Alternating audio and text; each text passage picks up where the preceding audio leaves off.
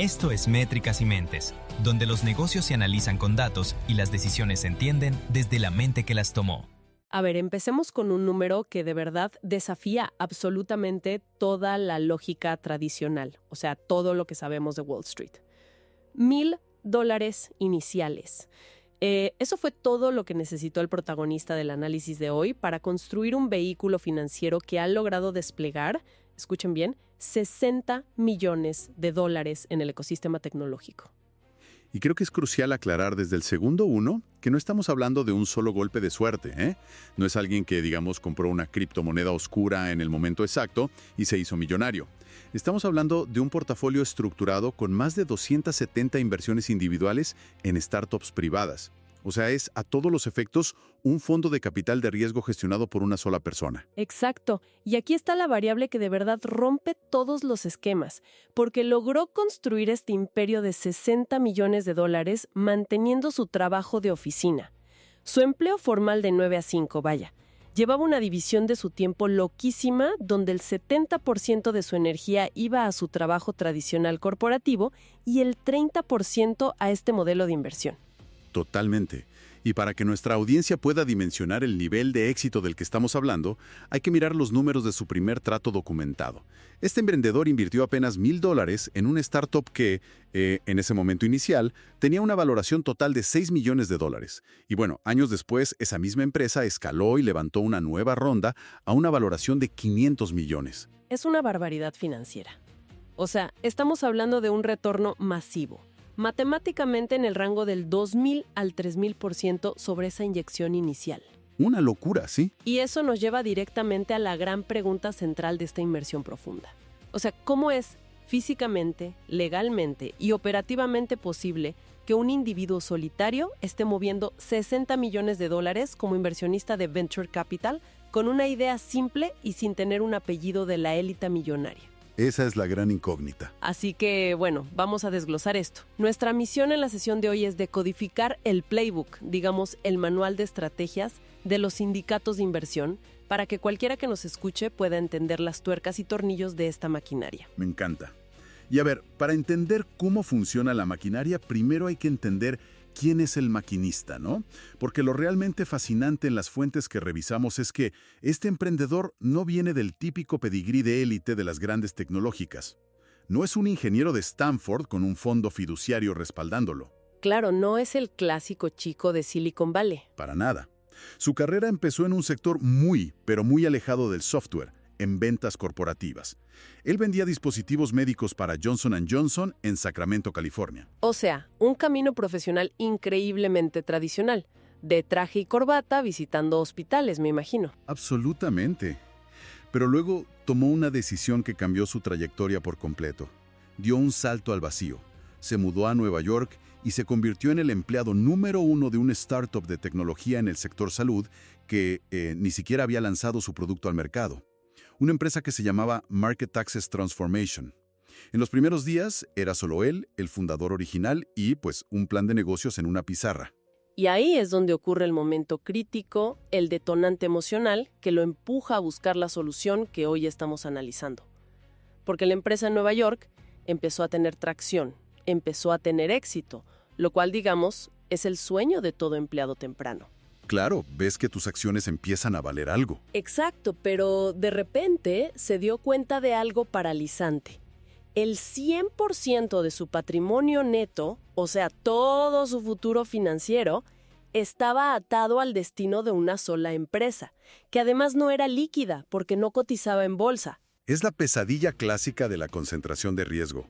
Si esa startup fallaba en el último kilómetro, él se quedaba con cero, literalmente cero. Y necesitaba diversificarse desesperadamente para mitigar ese nivel de exposición. Pero claro, no tenía 5 o 10 millones de dólares líquidos en su cuenta bancaria para empezar a firmar cheques y armar un portafolio de 50 empresas, que es lo que haría un fondo grande, ¿no? 100%. ¿No? Siempre existen dos barreras masivas. La primera es la falta de acceso, o sea, no conocen a los fundadores brillantes. Y la segunda es la falta de información, porque no saben exactamente cuándo es el momento en el que esas empresas abren sus rondas de inversión. Ese es el famoso gap de información asimétrico en este ecosistema. Y ahí es donde llega su momento eureka. Descubre el modelo de los sindicatos de inversión. Él se inspiró al analizar cómo operaban en el mercado inversores ángeles muy reconocidos, como Jason Calacanis, y se dio cuenta de un detalle técnico vital. ¿Cuál detalle? Que no necesitaba tener $1.000.000 propios para invertir como un grande. Podía agrupar cheques muy pequeños, desde $1,000, de muchas personas comunes, y meter todo ese dinero en un vehículo de propósito especial, lo que en la jerga financiera se conoce como un SPV, por sus siglas en inglés, un Special Purpose Vehicle. A ver, para visualizar este concepto del SPV sin usar tanta jerga legal, pensemos en querer entrar a la mesa VIP del club más exclusivo de una ciudad. Si una persona llega sola e intenta ofrecerle $1,000 al cadenero de la entrada, pues lo más probable es que se rían en su cara y no la dejen pasar, porque esa mesa cuesta $100,000. Te mandan a la fila normal. Agrupar poder adquisitivo fragmentado para lograr cruzar la cuerda de terciopelo. Es una conceptualización excelente. Y hay que explicar el porqué detrás de esto. En el ecosistema real de las startups, a los fundadores no les interesa, y de hecho odian, lidiar con 100 inversores minoristas distintos en su tabla de capitalización. Claro, porque es una pesadilla administrativa, ¿no? Tener a 100 personas opinando. Es una pesadilla paralizante. Si una startup necesita tomar una decisión corporativa rápida, como aprobar una nueva ronda de financiamiento o firmar una adquisición, tener a 100 personas con $1,000 implica recolectar 100 firmas legales distintas. Imagínate perseguir a 100 personas para que te firmen un PDF un viernes en la noche.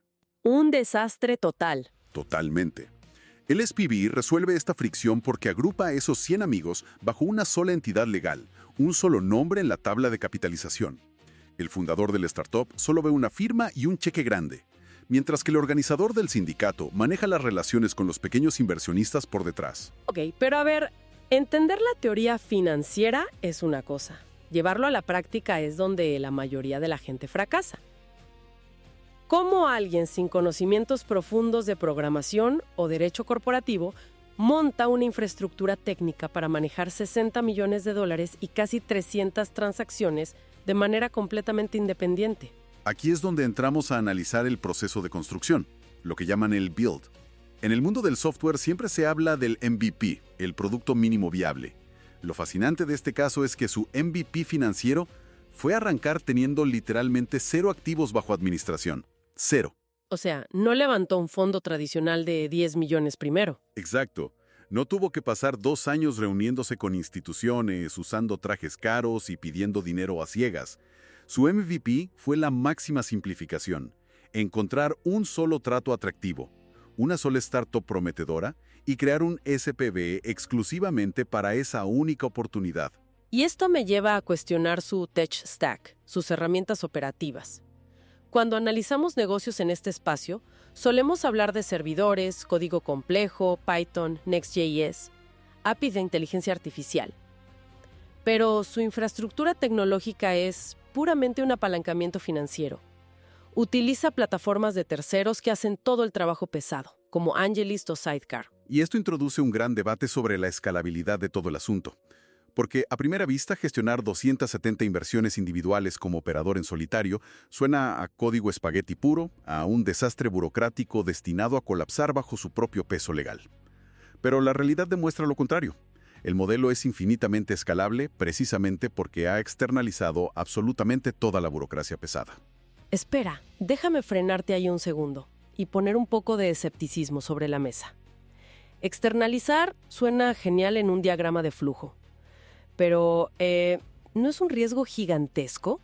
¿En qué sentido? Pues que si dependes al 100% de la infraestructura legal y técnica de una empresa externa como AngelList, y el día de mañana ellos deciden triplicar sus tarifas o cambian sus términos de servicio, todo tu imperio de 60 millones se tambalea porque no eres dueño de los cimientos.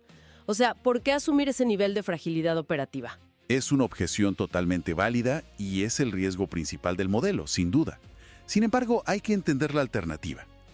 Si esta persona intentara construir su propia infraestructura legal para cada uno de esos 270 SPVs, utilizando firmas de abogados tradicionales de Nueva York o Silicon Valley, cada vehículo le costaría entre $30,000 y $50,000 solo en honorarios legales de estructuración. ¡Wow! Eso destruiría los márgenes por completo. Exactamente. Plataformas como AngelList o Sidecar reducen ese costo drásticamente a una fracción manejable y automatizan la recolección de firmas, la distribución de dividendos y hasta la emisión de formularios de impuestos.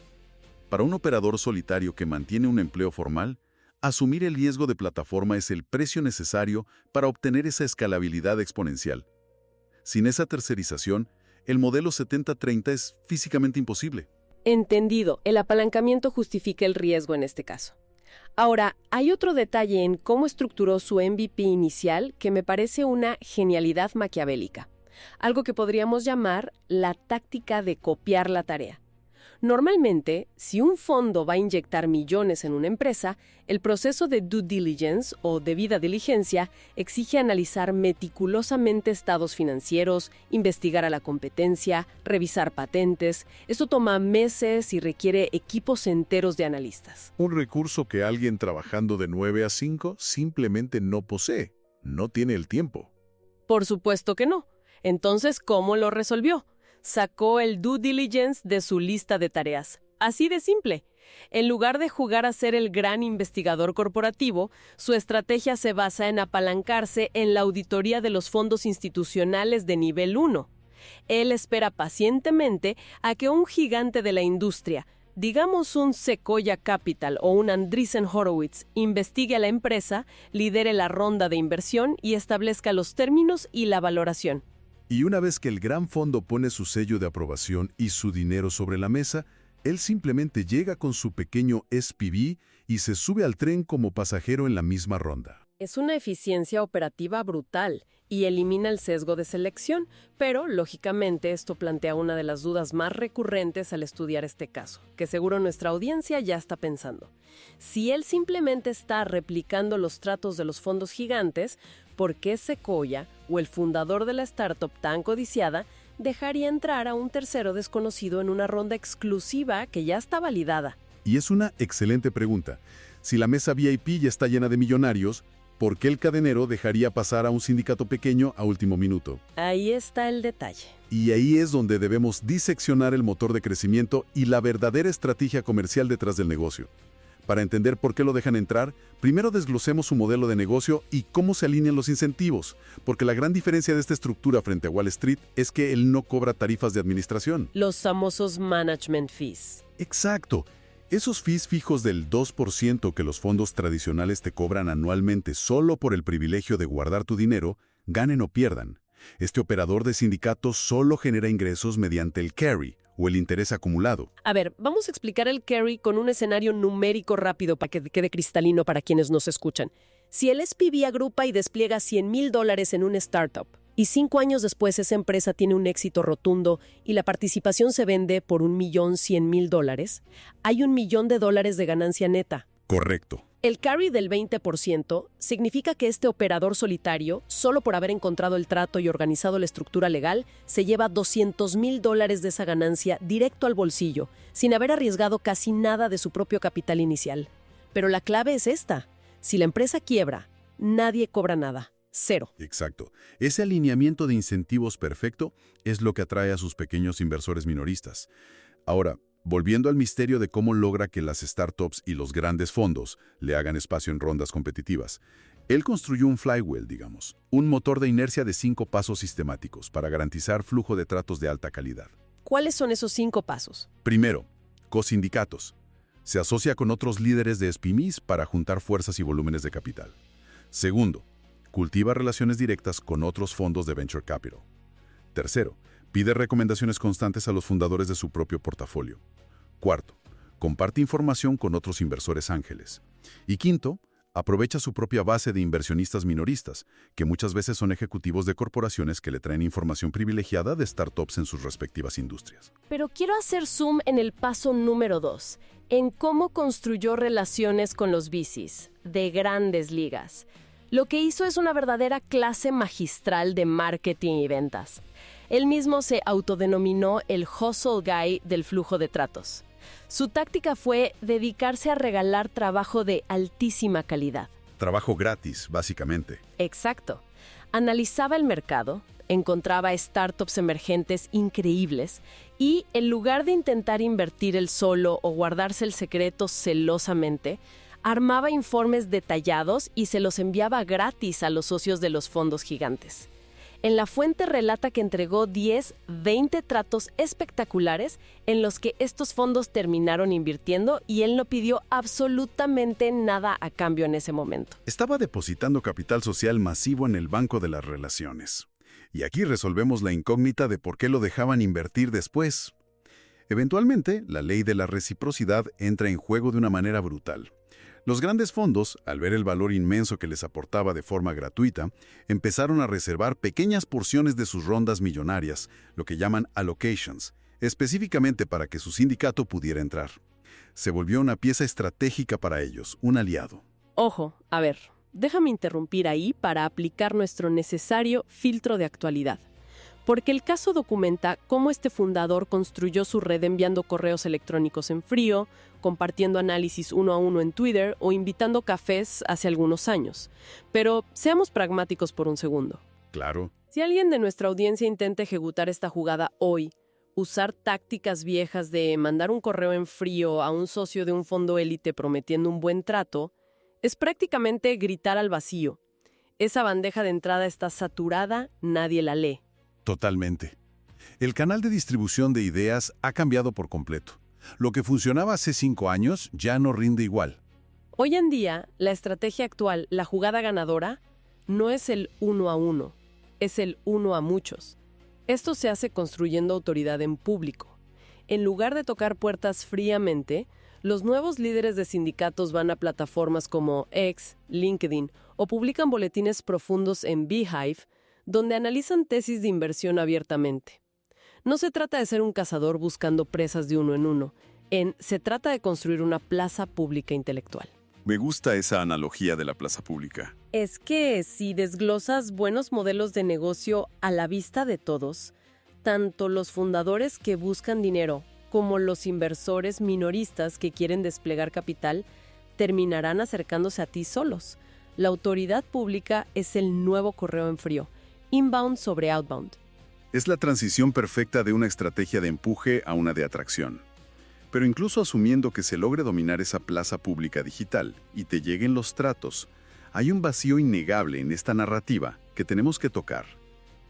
Levantar capital constantemente, mantener relaciones con cientos de inversores minoristas, negociar con fundadores y estructurar vehículos legales, por más externalizados que estén en Angel List, consume un ancho de banda mental brutal. Y esa es la gran contradicción que necesitamos explorar.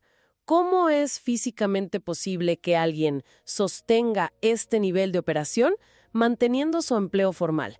Y aquí entramos a los números crudos, a las operaciones y los costos, porque francamente mantener esa división estricta de 70% en su trabajo tradicional corporativo y 30% como capitalista de riesgo activo requiere niveles de disciplina casi espartanos. Es que la viabilidad de este modelo radica en un ciclo de venta relámpago, o sea, una estandarización absoluta del proceso. Según los datos del caso, su regla de oro es la velocidad. Le toma un máximo de 2 días redactar el memorándum de inversión, que es el documento persuasivo que explica la tesis detrás del startup, y montar la estructura legal del SPV en las plataformas. Pensemos en eso un segundo. 2 días. En el sector bancario o en fondos tradicionales, coordinar la primera reunión del comité de inversiones puede tomar 3 semanas. Y eso sí les va bien. Esa agilidad es su ventaja competitiva. Se mueve más rápido que los dinosaurios. Pero lo más importante viene después. Una vez que el memorándum está listo y el SPV está abierto, él no ruega por el capital. 0. Les da a sus inversores minoristas una ventana de decisión extremadamente estricta de 1 a 2 semanas para revisar la tesis, comprometer el dinero y realizar la transferencia bancaria. O sea, no anda persiguiendo a nadie. No hay meses de llamadas de seguimiento interminables. Es un modelo binario de tómalo o déjalo. Esta restricción temporal genera una sensación de urgencia, de FOMO, el famoso miedo a perderse la oportunidad, y reduce drásticamente las horas semanales que el fundador necesita dedicar a la gestión de cobro. Se enfoca en lo que importa. Y si analizamos los costos, encontramos la verdadera genialidad asimétrica de todo el sistema operativo. Su barrera de entrada de capital fue 0. Literalmente 0 costos fijos por adelantado. No tuvo que firmar un contrato de arrendamiento para una oficina de mármol en un distrito financiero carísimo, no contrató a un equipo de 6 analistas junior con sueldos altos, no pagó a AWS por servidores masivos. Todo es a través de estas herramientas de software como servicio. Exacto. Porque las plataformas que mencionamos, como AngelList o pagos vía Stripe, que absorben la pesadilla legal y transaccional, generalmente cobran sus honorarios de instalación deduciéndolos directamente del total del dinero que se levanta en la ronda, o como un cargo adicional pequeño a los inversores. El riesgo financiero y el costo de establecimiento del vehículo se socializan, de manera transparente, claro, entre los participantes de la ronda. Así que el costo operativo real para este operador es puramente su tiempo y su energía biológica. Son tazas de café los domingos por la tarde, redactando memorándums, son llamadas de negociación por Zoom a las 5 de la mañana antes de tener que conectarse a las reuniones de su empleo formal, y a cambio de exprimir sus horas de sueño, su beneficio es el 20% de las futuras ganancias de cada una de esas 270 empresas que logren llegar a la meta. Es la definición de apalancamiento máximo sin riesgo de quiebra personal. Literal. Sin embargo, si alejamos el lente un poco y conectamos estos números con la realidad del comportamiento humano, surge una duda existencial. Someterse a un régimen de vida 70-30, madrugando todos los días, sacrificando tiempo libre y fines de semana durante años, es agotador. No es un sprint de un mes, es un maratón que dura una década. ¿Qué empuja realmente a un individuo a absorber este nivel de fatiga física y psicológica y miedo al fracaso constante? Esa es la clave del lado humano del que queríamos hablar. Porque, y esto hay que dejarlo clarísimo para quienes nos escuchan, la recompensa en el Venture Capital no es inmediata. No vas a ganar ese 20% de carry mañana para comprar un auto deportivo o dejar tu trabajo el mes que viene. La liquidez en una startup de etapa temprana suele tardar 7, 8 o hasta 10 años en materializarse mediante una salida a bolsa o una adquisición corporativa. Entonces, si no hay gratificación financiera inmediata, ¿cuál es el motor real? ¿Qué busca? El motor real no es el efectivo a corto plazo. Lo que impulsa a este perfil de emprendedor es la acumulación agresiva de prestigio y la construcción de un currículum absolutamente a prueba de balas dentro de este ecosistema tecnológico que suele ser tan hermético. Al orquestar todo esto, se está posicionando estratégicamente para convertirse en una institución por derecho propio. Está comprando acceso a los círculos más cerrados del capitalismo moderno, trato por trato. Pero a la par de esa ambición gigante, hay un estrés latente, un riesgo constante. La matemática fundamental del venture capital en sus etapas más tempranas es implacable y francamente aterradora. Para ilustrarlo un poco, este fundador tiene que invertir en 270 empresas distintas, porque sabe, basándose en la estadística histórica dura, que 100 o incluso 150 de esas brillantes startups van a colapsar y a irse a la bancarrota total. Ese capital simplemente se evapora. De fracaso es parte del diseño. Exactamente. En un portafolio de esta naturaleza, necesitas que decenas de apuestas fracasen estrepitosamente para justificar el riesgo siempre y cuando encuentres un ganador extraordinario. Necesitas descubrir esa aguja en el pajar, esa empresa que te devuelva el capital multiplicado por 50, 100 o 250 veces. Necesitas encontrar al equivalente del próximo Uber o Airbnb cuando apenas son 3 personas programando en un garaje. Y ese único unicornio es el que compensa todas las quiebras, y aún así deja millones en ganancias para los inversores minoristas y en carry para el operador. Exacto. Pero imagina el peso psicológico de despertar cada mañana a las 5, sabiendo que la gran mayoría de tus proyectos actuales, por los que perdiste horas de sueño, están destinados a morir, y que la supervivencia de tu reputación depende de encontrar esa anomalía estadística.